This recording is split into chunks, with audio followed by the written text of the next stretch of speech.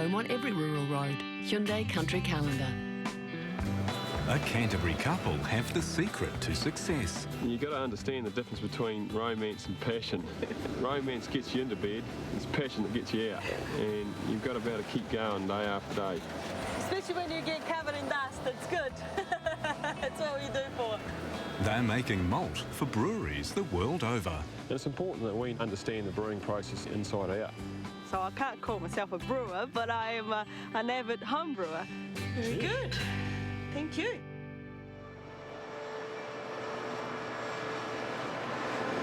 Well, it's a great day today because we're harvesting the spring barley. It's good to get going. Cropping farmers Doug and Gabi Michael are in full swing, harvesting barley on the southern outskirts of Christchurch. Well, this is the pinnacle of the season, really. At harvest time is where we get to reap all the rewards.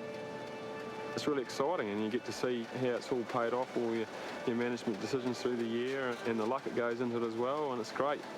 At the end of each year, you always keep rubbing your hands together and you keep thinking, oh yeah, next year, you know, it's going to be a bit better. But this year's been great. We've had a wonderful season.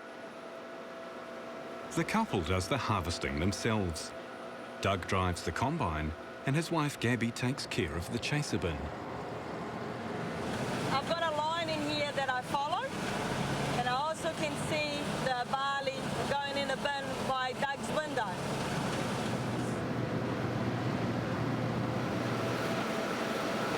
And I usually line up with a reel, and then he tells me, he just told me there that I haven't got any barley going in, so just to go to the end of the road, and then he will top me up then. That's without saying a word to each other, just signals. While Doug was born and bred just down the road, his wife Gabi grew up farming 12,000 kilometres away in South America. I'm actually from Brazil. I've been in New Zealand about 14 years ago. And yeah, I came for work on a dairy farm. I remember running into this girl I went to school with, and she said to me, oh, I've got this Brazilian girl working for us, helping us milk cows. And of course, I sort of struggled with that, really. My idea of a Brazilian was, you know, those carnival girls with the feathers sticking out the top of their head and, you know, the big Charlies and, you know, walking around with hardly anything on. I thought I couldn't really imagine one of those milking cows at 4:30 in the morning with a -4 frost. So, surprising. So I thought I better meet this girl, yeah, and the rest is history, really.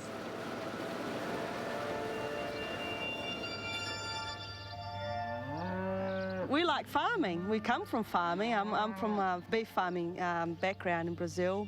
My parents been farming for many generations, and I actually trained as a vet to become a farmer because it was my dream. Yeah, it's all that New Zealand culture as well towards women in farming. It's a lot more open. We can do anything here. And unfortunately, Brazil culture's not quite like that. Best worker I've ever had. I used to fire early. In the early days, I'd have you fired by 10 o'clock and rehire you by 11. Right. I remember the first time we took the kids over there, and we got to about the 4th plane change, and the kids said, can we go home now? Can we just go home? And I think it was about then, I'm thinking, shit, why the hell didn't I just marry someone from Ashburton?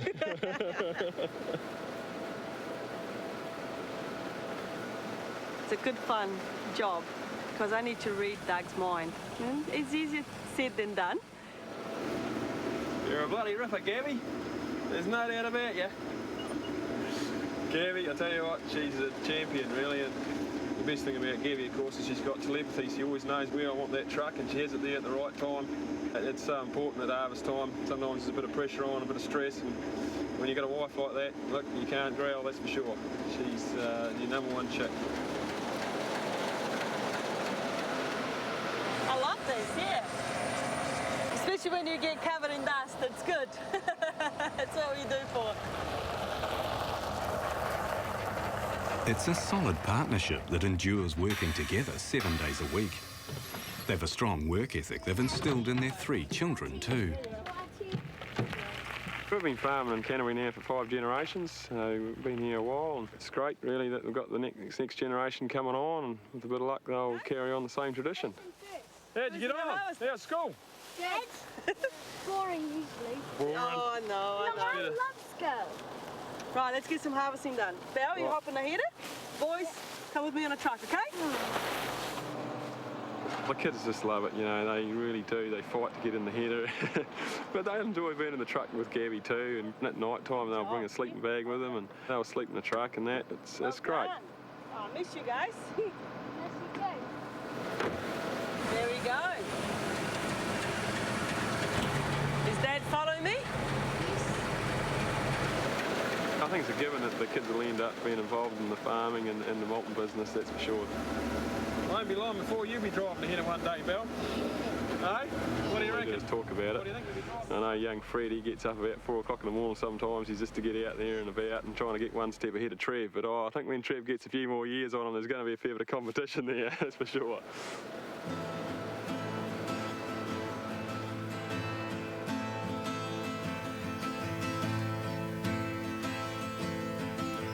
On the Gladfield farm here we grow both spring barley and autumn barley, and the difference between that is just the planting date. So we split half the farm, so it gets planted in May and that's harvested generally in early January, and then the second half of the farm gets planted in September and it's harvested in February.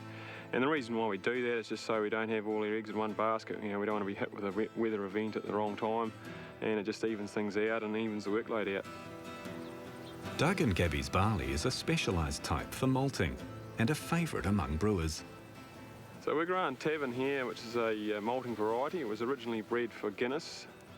It's a bit of a yardstick for new varieties that come in. People like to say, well, if you've got a new variety, how's it stack up against Tavern? So it's 165 hectares, and normally we put the whole farm in barley every year, so year after year.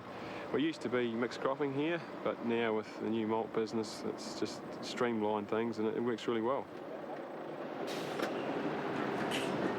Here at Gladfield, we don't just make malt for the brewing industry, we also make it for the whisky distillers, which is really a growth industry here at the moment. There's a lot of craft distilleries starting up, and also into the baking industry as well.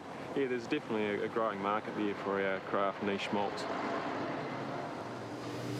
And it's a business that's booming, converting barley grain to malt, the main ingredient for making beer.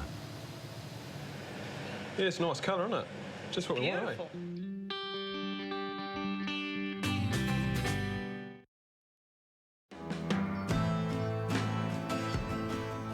Barley growers Doug and Gabi Michael have converted their expansive cropping farm in mid-Canterbury into a high-end malt producer. Well, it just seemed pretty natural at the time. We were growing malting barley and we'd visited a few craft brewers and they couldn't get their hands on good quality malt. And it just seemed like a natural thing to try and get into. And at the time we thought it would be easy. But of course, you know, there was a lot of work that went into studying it and learning all about it. But yeah, it just seemed to work. Malt is made from grain that's first germinated, then dried out. It's a process that's thousands of years old. Malt is what's used primarily in brewing, and it's 3 basic steps for making malt. First of all, we have the steeping process, then there's the germination process, and then there's the kilning process. And the steeping process is really where we initiate the germination, so we immerse the barley in water, and obviously it starts to germinate.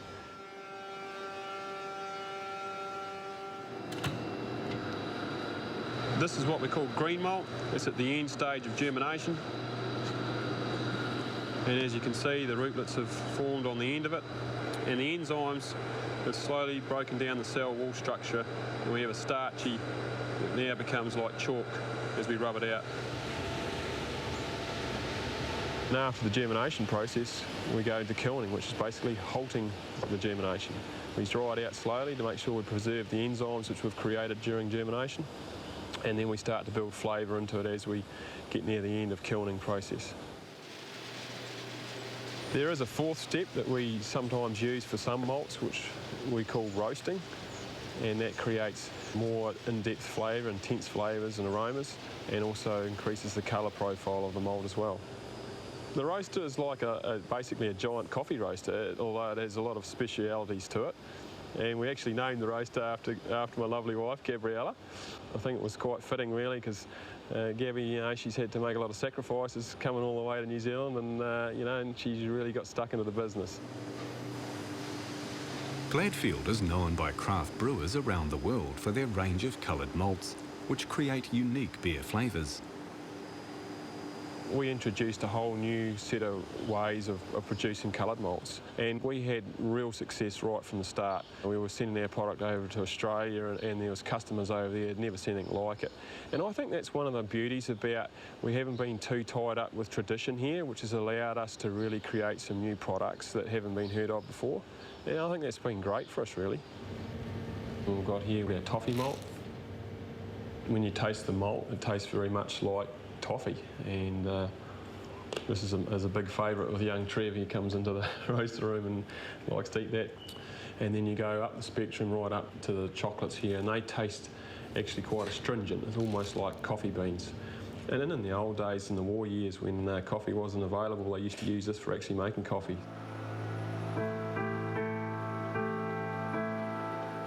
It's like we're growing something. It's a living thing, and you know, as a farmer, that's what we love doing, growing stuff. And we've been involved with growing barley and the malting barley for 5 generations. And yeah, I just love it. It's about, and then to be able to take it all the way to the finished product and see our customers, you know, turning it into some really high quality beer. It's great, really. Yeah, you've got full control right through to the end customer. But you can't just make the malt without testing it, so Gabi's upskilled. The pilot brewery on site is the proving ground for all their malts. It's been a long journey to become the sales manager for Gladfield, and I'm quite proud to own that title. But I learned when I go around the brewers that if I don't know what they do, how can I sell them a product? Oh, I need to swap to here. Oh, look at that. I am learning. So I learned how to homebrew. So I can't call myself a brewer, but I am an avid homebrewer. It's out of my comfortable zone, to be fair. But like everything, you know, I had to have 3 or 4 goes before you actually can make a beer you can drink. I have a few fermentation issues, but the malts are good, which is good. We put a lot of our staff through the IBD brewing course, and it's important that we understand the brewing process inside out. And Gabi's really stepped up to the mark, and she really loves it, and I think she loves the sampling at the other end as well. Doug's really into the malting process, the brewing. He likes the drinking. It's an amazing relationship. Doug and I complement each other in so many levels. But what I like is that he always encouraged me to do my best. It's really important with Gabi getting involved, you know, not just with that side of it, but with the customers out there marketing. How do you get on, love? Yeah, good. All good? Yes. Yeah, what were you making today? I'm making a porter. Oh, cool, shall we give it a go? Won't be ready until a couple of weeks, but what I brewed last week will be ready. Right, let's give that one a go, eh? I'm Yep. feeling a bit thirsty on it. I think we quickly recognised that Gabi's the one to be in front of the customer, and that she's got a really good way with her, and it's the Brazilian flair that comes out. And sometimes I'm just a wee bit too direct. Very Cheers. good. Yeah, it's a nice colour, isn't it? Just what we want, Beautiful. eh? And nothing's wasted in this production line. In the early days, we quickly realised that we had a byproduct from the process of malting, which was the barley screenings and also the malt screenings and malt comps. And it started to mount up, and I said, "Here, Gabi, we need to do something with it." And full marks to her, she got on the phone, and we've got a mobile guy that comes around, and we turn that into stock feed. We blend it all together, and we also fatten it out with good barley, and then we run it through a roller mill, and we add a bit of molasses and some minerals in here, and mix it all up. It comes out really nice. It's got a really lovely malty flavour to it. And she started selling that locally to, you know, the local dairy farmers for their calves, and the lifestyle people for their wee coonies and whatever. So it's been great, really. She's created another business. And the couple has plans to continue the growth of their customer base and the Malt House.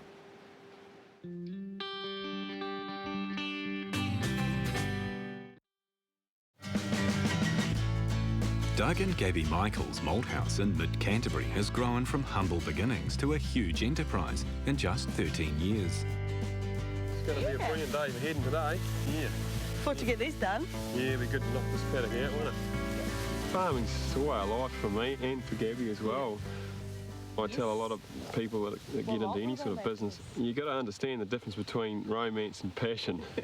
And I think a lot of people, they get a bit hooked up, but romance gets you into bed. It's passion that gets you out, and you've got to be able to keep going day after day. Yeah. When times get tough, yeah, it's the passion that keeps you going. Yeah. More silo 10. Yep. Get that in the silo 10. Yep. My #1 truck driver, he'll be rearing to go. Should be ready. Just as Doug and Gabi do their own harvesting, the couple saw great value in taking control of their own freighting process too. So logistics is a real key component of our business, but we need to be able to make sure we can get our product to our customers exactly how they want it and when they want it. And one of the key things we've done is we've gone into bulk supply now into a lot of our breweries' customers. So the truck's designed to be able to carry bulk malt to our customers, so it has a big plastic liner inside the curtains, and both trailers are tippers, so we can tip the product off at the other end. And then the key thing is we just fold up the plastic liner inside, and we can just use it as a standard curtain sider so that we can bring general freight back down to Christchurch. The finished malt heads to the brewer, where it finally becomes beer. Harringtons Brewery in Christchurch is a long-time supporter of Gladfield, and Doug and Gabi still take great pride in seeing the finished product. This place is amazing. Harringtons Brewery, and Harringtons name, it's been going for so long, and to walk in a bottle shop and buy the Rogue Hog, for example, and know that it's 100% our product, it's a dream come true. As you can see, the bottle's going through, and this is, see how it forms? Operations manager Mark White was their first client, and today he's giving a tour of the brand new bottling plant. Wow, two gots in it. I mean, it was always done by hand. Wow. We've been dealing with Harringtons now for about the last 13 years since we first began producing malt, and it's a great relationship we have. We want to make sure we maintain that relationship, so we've got to make sure we keep on top of our game, and we keep putting pressure on the brewery here as well to make sure they're on top of their game. Yes, but as you can see, we can arc this from that 10,000 litre brew plant to that. To the little one? Yeah, 2,500. That's the old Ferrymead plant too, if you remember. Oh, okay. I think if you know what your brewers want, you're halfway there on successful business. I mean, we don't pretend to be expert in brewing, but to make sure their malt performs in the brewery is a whole new, dimension. Transferring to sparging. Just sparging at the moment. Oh, nice. You know more about brewing than some brewers that I actually know in the country, actually. They've always been challenged. And with the specialty malts, it was said it can never be done in New Zealand. Well, there are a few red faces out there, and it's like, I told you so, they can do it. And I've been part of this whole future, which makes me proud. Back at home, though, things are expanding again. A new malt house has been built to meet the growing demand. So when we built the first stage of the new maltings, it was quite small, and we thought that would last us a lifetime, but it was amazing. Within about 8 or 9 years, the capacity was blown out, and so that's why we had to go to the next stage. So the new design of the plant is a mix between my ideas and the guys that we contracted over in Europe from the Czech Republic, who helped design a lot of the equipment and the programming systems. So there's a lot of Kiwi ingenuity's gone into it, and it's great the way we've been able to make that work and create a very efficient maltings, which is the most modern maltings in the world today as we speak. One of the challenges we had when we designed the plant was obviously we've just had the recent earthquakes here in Canterbury, and we had to build this structure extremely strong and make sure that it was capable of withstanding quite a substantial earthquake. So we've gone to a solid steel construction with stainless steel versus using what would traditionally be used as concrete. So it's been a real challenge, but we've really enjoyed that challenge. It's been a huge task getting the new plant ready, and the grand opening brings brewers and farmers together. Oh, here's trouble. Look at them all. Whole van of Australia. Good on you, are you? Hey, Stu, you all right? Good to see you. Thanks for being here. Very generous. We wouldn't miss it for the world. Hey, how are you? Yeah. Well, how are you? Steve Martin and his team from Cavalier Brewing have come from Melbourne. What a party. It's a gap in my knowledge is the malting side of it. So we make the beer, but we're not quite necessarily experts on how the malt is made, and in particular the growing side of it. So what we're here to do is learn, I suppose, as much as anything. So how many tonnes per germination box? It's quite a bit. It's about 60 tonne finished product in the germination box.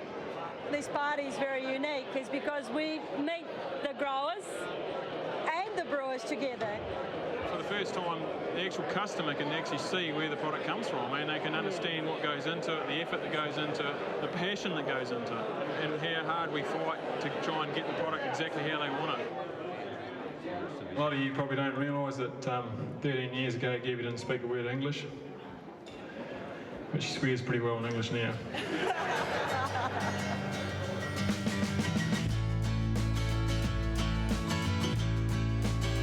We're ambitious and we want to build a legacy for our kids. We wanted them to be proud of what we do, you know, put the hard work in. I'm sure they will take over and the Gladfield name will live for a long time and set up many other Michael families to come. So you got a building consent for this new tree hut you're going to build? Yeah. You have? Going like that. Yeah. Put that there down. I think the key to our success is the fact that we're very optimistic and we've gone into things sometimes without overthinking it, and I think maybe sometimes that's what can hold people back in other industries is that they do overthink things, and you just got to get on, roll your sleeves up and have a go. Good stuff. Get them on the whole barbie, eh? We've really enjoyed it and we've thrived on the challenge. Yeah. And if it was too easy, I guess wouldn't be fun. Wouldn't be as much fun. I think probably the thing would be that I would get my act together and come to New Zealand a bit sooner.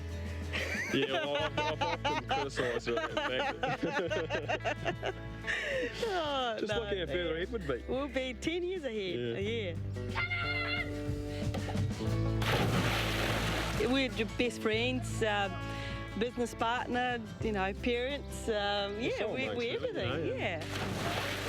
It just gets better every day. Yeah, no, it's good fun. Good on you, Fred. Next time. We've got a big couple of days coming up with the weaning muster. They're not pampered at all. They're just left to their own devices. Two families farming cattle at the remote Cascade River. It's an absolute privilege to be able to have a piece of this country and to be able to share it with all of our family and friends. That's next time on Hyundai Country Calendar.